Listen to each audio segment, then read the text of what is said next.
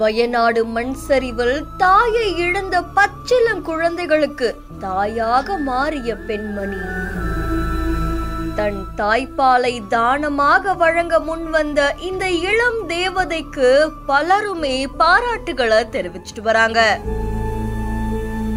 வயநாடுடைய மண் சரிவுல பல குழந்தைகள் அவங்களுடைய தாய்மார்களை இழந்து பச்சிளம் குழந்தைகளுடைய பசிய போக்குறதுக்கு என்ன பண்றதுனே தெரியாம பலருமே கவலையா இருக்கும் போது ஒரு குடும்பத்தை சேர்ந்தவங்க நான் தாய்ப்பால் தர அப்படின்னு முன் வந்திருக்காங்க.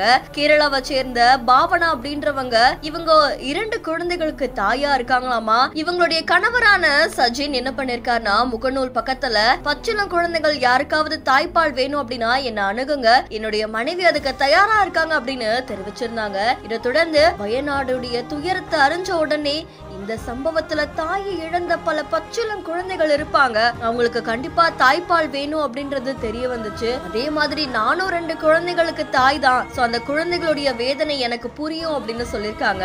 இந்த நிலையில நேத்து முன்தினம் கணவரும் மனைவியும் புறப்பட்டு வயநாடுக்கு வந்திருக்காங்க. அங்க தாய்ப்பால் தேவைப்படுற குழந்தைகளுக்கு தாய்ப்பால் வழங்கியிருக்காங்க. எத்தனை நாட்கள் தேவையோ அத்தனை நாட்கள் நான் அங்கே இருந்து கண்டிப்பா நான் கொடுக்கறேன் அப்படின்னு சொல்லிருக்காங்க.